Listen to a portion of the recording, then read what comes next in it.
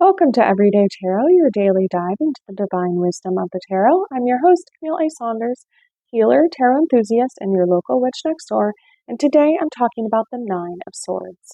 Whether you're a seasoned tarot reader or just starting to explore, this podcast offers daily insights, intuitive messages, and practical advice drawn from the cards. Each episode is designed to help you connect with your inner wisdom, find clarity in your decisions, and tap into the energy of the universe. Tune in every day, Monday through Friday, for fresh perspectives and empowering guidance from the tarot as interpreted by me. If you love the show, the best way to support it is by listening daily, leaving a review, and subscribing or following in your favorite podcast app. For monthly hangouts, tarot Q&As, and more, join the Everyday Tarot Patreon family. If you're local to the greater Puget Sound area, check out the Let's Talk Tarot meetup group for the latest event postings. If you're not local to my area, you can join me for a virtual tarot card creation event on Friday, June 20th at 5 p.m. Pacific Daylight Time. I'll give you a list of recommended supplies, we'll meet online, and I'll walk you through the process of creating your own cards. Get the date on your calendar now and be on the lookout for the sign-up page coming soon. If you're interested in my free PDF with the 2025 5-card tarot spread I created just for you at the beginning of this year, you can get that by joining my newsletter list. My weekly newsletter always has the most up-to-date information on upcoming events, presentations, and more. And if you don't already know, I'm a sex and relationships therapist, seeing clients virtually all over Washington State. I love working with queer, poly, and witchy clients who might be struggling with anxiety, chronic pain or illness, communication issues, self-advocacy, and sex. If you'd love help with those things and want to work with me, book a free consultation now to make sure we're a good fit to work together.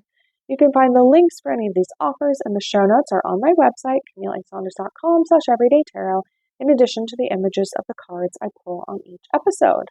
All right, so we are in season 8 now and on to episode 102. This season I'm talking all about the Suit of Swords, going through each card one per episode. If you haven't listened to my other seasons yet, you should check those out. Season 1, I went through Tarot Basics. Seasons 2 and 3, I went through the Major Arcana cards.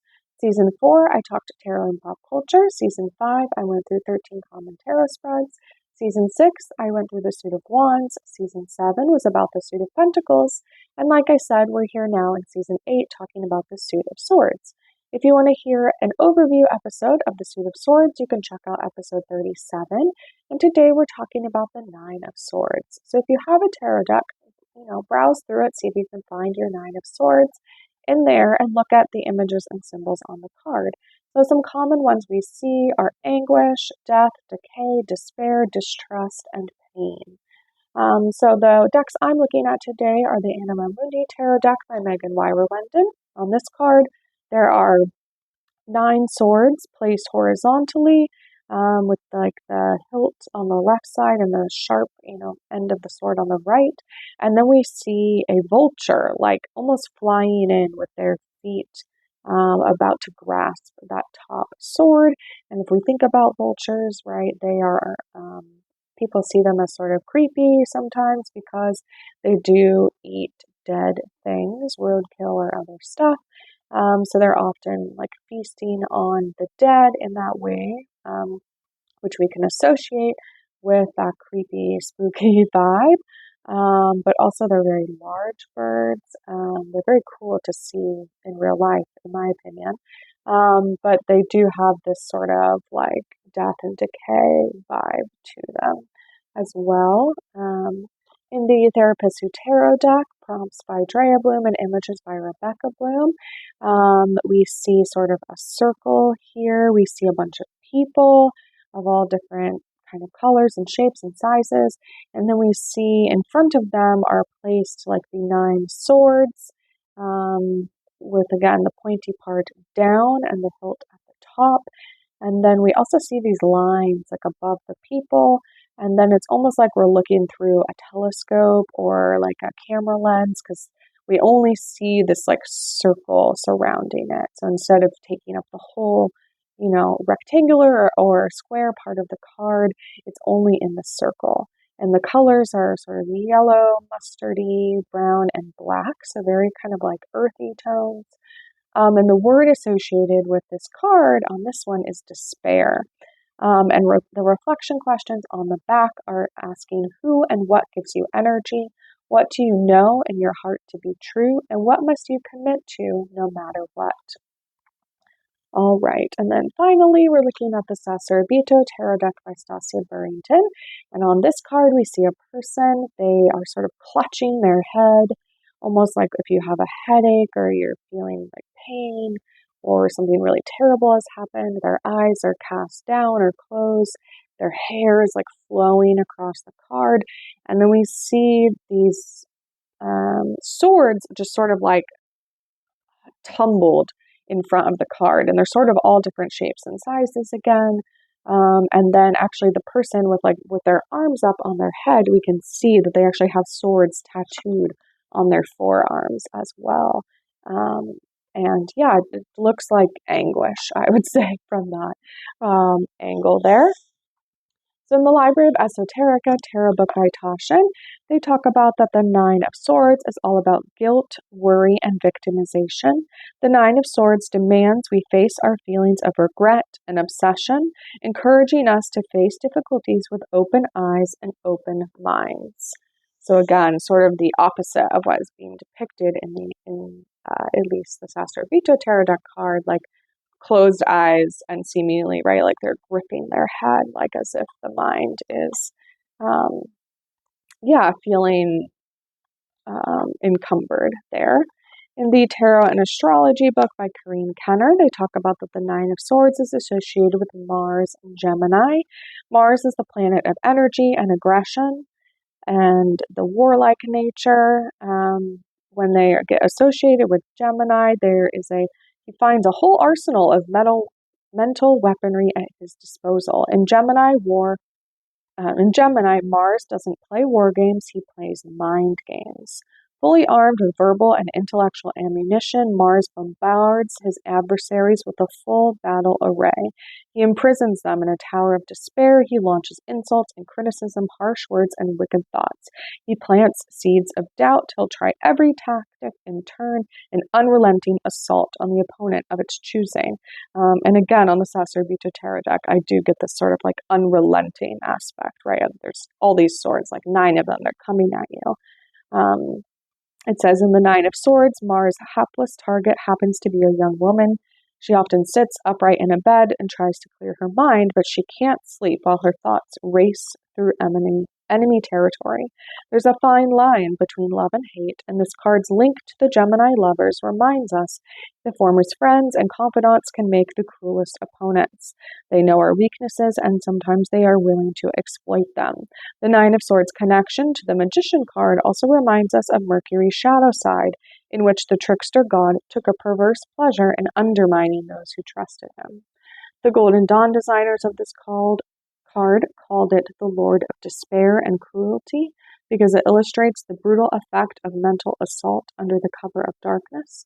And in a tarot reading, the Nine of Swords often represents restless nights, anxious dreams, insomnia, and panic attacks. So again, that's sort of like the mental anguish. In the Fearless Tarot book by Elliot Adam, they do have the traditional depiction here of the writer Wade Smith, where the person is in bed, they're sort of clutching their head, and we see that it looks like darkness at nighttime. Sometimes people call this the worst card in the deck. It's the imagery isn't as jolting as other cards, but it represents the potential of the mental shadows to attack you from within. Fear, shame, guilt, and feeling utterly alone, those are the tools that inner shadow uses to sabotage us. The brighter you shine, the greater the shadow you cast. Sensitive, kind, and creative people who bring light into the world must be especially strong when facing their shadows. And inner shadows are like nightmares. They are scary, but they don't really exist. You are stronger than your inner saboteur, but you must stand up when it tries to overtake your mind. Have you ever encountered your inner saboteur? Have people ever told you that you are a talented, amazing person, and yet you can't believe it? Have you been letting your shadow sabotage you and thwart what you think is possible in your future? So again, that's sort of, right, how do our fears or what other people say about us in the most unkind moments really kind of torment us, right? Especially in those, like is depicted in the card often, like the late nights as we're falling asleep. And then in the Terror for Change book by Jessica Dorr. They talk about that the thoughts and feelings can be so incredibly compelling. We might take them really seriously and then cling to the ones that we do want or turn away from the ones we don't. And that finding ways to diffuse the feelings can really help in both of those cases. We can think about these like places of where we get to choose how we respond to things, and thinking about that when previously we might have not realized that. It says if you see a thought or feeling happen, that means you've created space between yourself and whatever your mind is doing. That's diffusion, and it's going to protect you on the path toward the life you want by providing you a bit of space from internal ogres and seducers you may encounter on the road. Diffusion is not easy to do. It definitely takes practice, but it can be very helpful, and it can really like be this protection of you. And there are other, you can find different ways to do it. So for example, like maybe the story that's going through your mind is my mind is saying I'm going to fail this test tomorrow. My mind is saying no one will ever love me. You can thank your mind for staying on the job reliably 24/7 without any sick days. And we can notice like what those thoughts are, what the story is that's going through our head. And it can be this very loud and kind of obnoxious, right, like inner voice.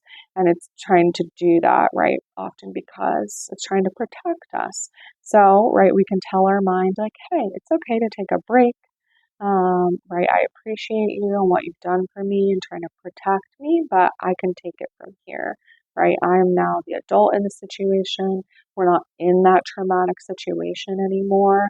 And, right, we can speak to that part of ourselves that is very fearful, often something that happened in our childhood or in the past, that didn't have a lot of options or didn't have anyone advocating for them.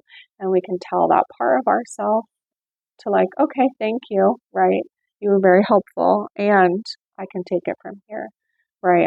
I'm going to make different choices in the future. We're not actually in that situation anymore. And that is sort of what's called like parts work in therapy. It's like recognizing those different parts of self, and being able to sort of like talk to them, see what they need from us, right? Is there any way that we can give them what they need in order to sort of like resolve or heal from things that may have happened in the past where we didn't have agency around it? All right, so let's dive in and see what the cards have to say today on this topic. I am pulling from The Citadel, a Fantasy Oracle by Fen Inkwright again. This is my newest deck, and I am enjoying getting to know it. I'm going to be thinking about, right, how do we identify those choice points where we get to make a different decision than what happened in the past? How can we talk to the part of our mind, our inner saboteur that loves to try to protect us from not having things that bad that happened in the past, but sometimes in an unhelpful way, right? How can we talk to that part of ourselves and tell it to thank you, but you get to be in the back seat of the car, and I'm the driver now, right? Like you can hang up out there, but I'm going to decide where we're actually going to go. Okay, and I pulled the Thief, which it says is about seizing the moment and selfishness. The Thief. Okay. Says a crash of pottery, the sound of angry voices. Someone laughs, another curses. You're so distracted looking to see what's going on that you don't realize your pockets are suddenly empty. The thief takes what they want, when they want. It started off as a necessity, but now it's an addiction, a need to take greater risks to see bigger marks. One day they'll run out of luck, but it's the thrill that keeps them going in the meantime. It may seem a selfish way to live, but the thief makes their own destiny, and so do you. Grab that opportunity the next time it arises. Don't let shoulds or coulds stop you from gaining fulfillment. Life is short, and sometimes you need to put yourself first. I think that is sort of in line with this idea of being able to, right, talk to the parts of ourselves that are trying to protect us, right? We can say, like, thank you, again, like, trauma part or childhood part of me or other thing. Thank you for your service. You've been working really hard, right? Trying to prevent me from having that happen again. Thank you. And like, actually, I'm going to put, right, this new part of me first. I'm going to take the driver's seat, like I said, and I'm going to actually drive and decide where we're going to go. You can come along, but right, you're in the back. Like, you don't get to make the decisions anymore. And I feel like this card here is telling us, right, that like you can actually make the decisions and be in the driver's seat, first of all, of your own life, but also of just that, yeah, when other people are sort of piling on the unhelpful or sort of feeding that inner saboteur, right, with criticism or their own self-doubts or projections, that for us, right, we get to think about actually like, that's not for me. That's about them. That is their stuff. I don't actually need to hold on to that. It's not my problem. I can observe and not absorb. Someone in my life has shared with me, you can observe and not absorb. We can move on, and that you don't have to take that on, right? Again, like it's not selfish, or it is selfish, but that's okay. Like it doesn't have to be a bad thing to put your own like mental health first, or your own boundaries, or your own safety first, even if you've been taught that that's not polite or not okay or that's selfish. Sometimes we have to put ourselves first because no one else is going to do it. All right. So links for the tarot decks I talk about will always be in the show notes and on my website if you'd like to look at them or purchase them. And thanks for joining me today on Everyday Tarot. Just as a reminder, the podcast comes out daily, Monday through Friday for all of 2025. All right. See you soon. Bye-bye.